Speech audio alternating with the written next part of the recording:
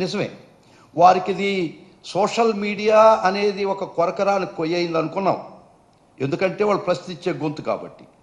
దీనికి ముందర చంద్రబాబు ఆయన ప్రతిపక్షంలో ఉండగా వారు చెప్పినటువంటి చిలక పలుకులు ఒక్కసారి వినండి. సోషల్ మీడియా యొక్క అగత్యాన్ని గురించి, అవసరాన్ని గురించి, వాళ్ళ అరెస్టుల గురించి చంద్రబాబు చెప్పినటువంటి మాటలు ఒక్కసారి వినండి. ఏదైనా నేరాలుంటే 41A నోటీస్ ఇవ్వాలి. 41A నోటీస్ ఇవ్వాలని మిడ్నైట్ వెళ్ళాలని 11:30కి. నేరం ఏంటండి? సోషల్ మీడియాలో ఎవరో పెట్టిన పోస్ట్ ని షేర్ చేశారు అనుకుందాం, దాన్ని కూడా వద్దాం. దీని బాధ్యత ఏంటి? 41A నోటీస్ ఇవ్వాలి కదా, ఇవ్వడానికి మిడ్నైట్ పోవాలా. రెండోది, మిడ్నైట్ వెళ్ళి గోడలోకి లోపలికి వెళ్ళాలా అంటే దొంగలా, క్రౌడేలా, లేకపోతే ఏంటి సోషల్ మీడియా మీరు గోడలోకి ఇట్లే వెళ్ళడానికి నీకు ఎవరిచ్చాడు రైట్? ఫస్ట్ క్వశ్చన్ నేను అడుగుతున్నా, ఒక అరెస్ట్ చేసేటప్పుడు supreme court guidelines in D K Basu versus state of West Bengal, there are clear guidelines ఇచ్చింది సుప్రీం కోర్ట్. ఏమనిచ్చారు?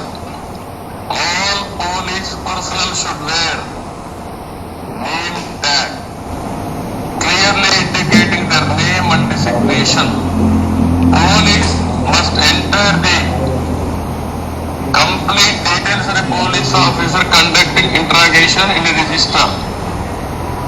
అరెస్ట్ నువ్వు అరెస్ట్ చేసావు కదా, తీసుకొచ్చావు కదా, అరెస్ట్ చేసినప్పుడు ఏం చేయాలి? వాళ్ళ రిలేటివ్స్ చెప్పాలా, అదే మనకి టైం, డేట్, ప్లేస్ ఇవన్నీ చెప్పాలా. సో ఒక్కసారి శ్రీరంగ నీతులు విన్నారు మీరు. శ్రీరంగ నీతులు ముఖ్యంగా ఇంకొక విషయం చెప్పదలుచుకున్నాను. మొన్న నవంబర్ 4, ఇది ఒక్క ఇన్సిడెంట్ మాత్రమే, కొత్త ఇన్సిడెంట్స్ కూడా వస్తాను. మొన్న నవంబర్ 4న, ఈ నెల నవంబర్ 4న సుధారాణి అనే ఒక స్త్రీని అరెస్ట్ చేసి 4 పోలీస్ స్టేషన్లు తిప్పి 3 డిఎస్పీలను వాడి మళ్ళా 7 ఎస్ఐలను, 2 ఎస్పీలను, 200 మందిని పోలీసులు వాడి చిత్రహింసలు పెట్టి తను తన భర్త సిరిసిల్లలో 2 వీలర్ మీద పోతుంటే ఎక్కించుకొని బిడ్డలను కూడా పోలీస్ స్టేషన్కి తీసుకొచ్చి అర్ధరాత్రి పూట బిడ్డల ముందరనే తల్లిదండ్రులు హింసించింది నువ్వు కాదా, నీ ప్రభుత్వం కాదా చంద్రబాబు అని అడుగుతున్నా. ఇందాక చెప్పావే శ్రీరంగ నీతులు ఎక్కడికి పోయి అని అడుగుతున్నా. చట్టం ముందు అందరూ సమానులని చెప్తున్నారే, ఇది మీకు వర్తించదా అని అడుగుతున్నా. మీకు వర్తించదా? మీరు ఎన్ని దుర్మార్గాలు చేసినా, ఎంత కర్కశంగా ఈ ప్రజల మీద పడ్డా ఇది సమర్థించుకుంటావా అని అడుగుతున్నా. నువ్వు ఈ శ్రీరంగ నీతులు, నీ మాటలు ఇప్పుడు వినిపించాను. సోషల్ మీడియా యొక్క ఎట్ట అరెస్ట్ చేస్తారండి, 41A ఇవ్వకుండా నువ్వే చెప్పావు కదా, ఇవి నీ మాటలే కదా.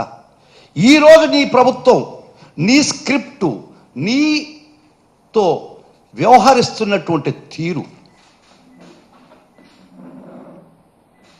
మళ్ళా ఒట్టేసి చెప్తున్నా, న్యాయ దేవత మీద ఒట్టేసి చెప్తున్నా, ఒక జగనన్న సైనికుడిగా చెప్తున్నా, 40 సంవత్సరాల న్యాయ వ్యవస్థలో న్యాయ నిపుణుడిగా చెప్తున్నా, ఒక ప్రజాస్వామ్యం మీద అచంచల విశ్వాసంతో చెప్తున్నా, రాజ్యాంగం మీద విపరీతమైన గౌరవంతో, న్యాయస్థానాల మీద ఉండే గౌరవంతో మరలా చెప్తున్నా.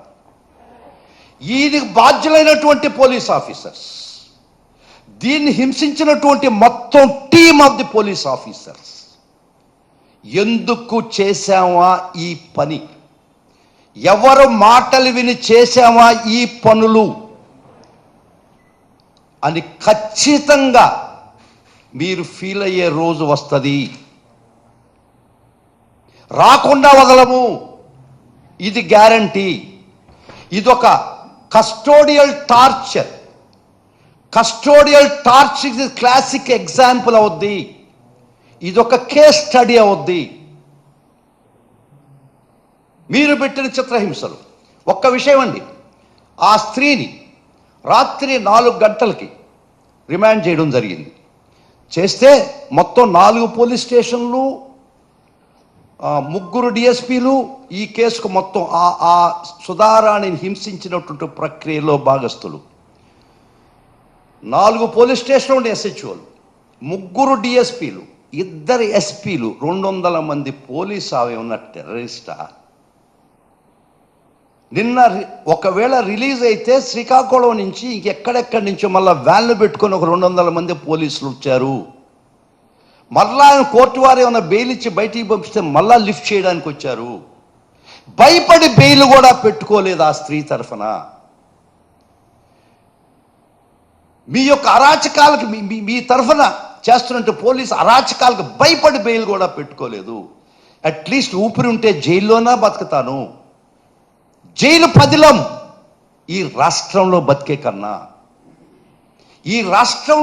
కన్నా, జైల్లోనే అట్లీస్ట్ సేఫ్ అనే పరిస్థితికి ఒక్కొక్కరు వస్తున్నారంటే ఏం చేస్తాం మనం ఈ రాజ్యాన్ని? ఇది ప్రశ్నిస్తే గొంతు నొక్కేస్తారా అని అడుగుతున్నా.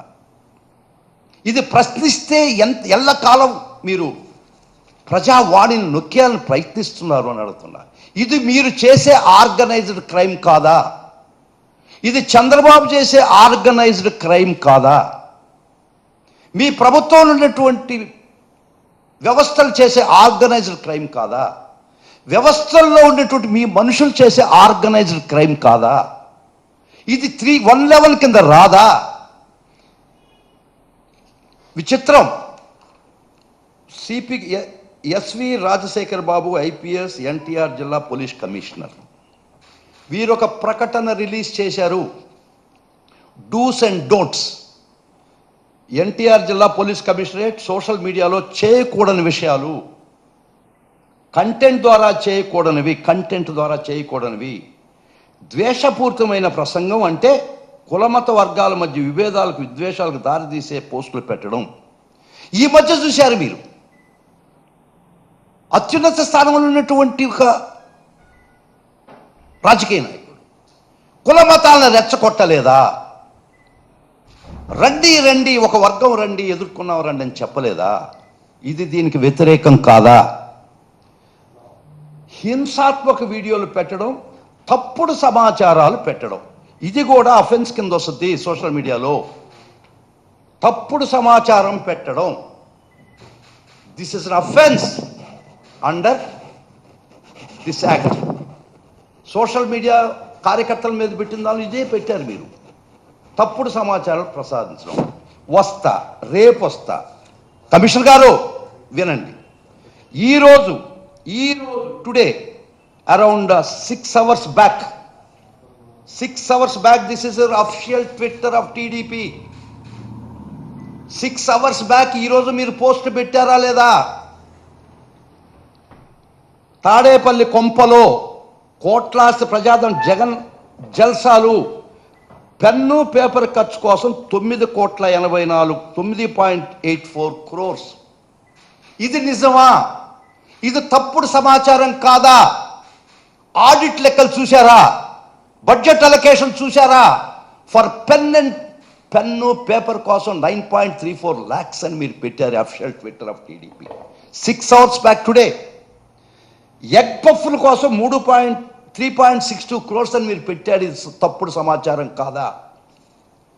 ఎలుకలు పట్టడానికి 1.36 crores. ఇది తప్పుడు సమాచారం కాదా? మీ అఫిషియల్ ట్విట్టర్లో నుంచి వచ్చింది. 1000 కోట్లు ఫర్ సెక్యూరిటీ జగన్ పెట్టింది తప్పుడు సమాచారం కాదా?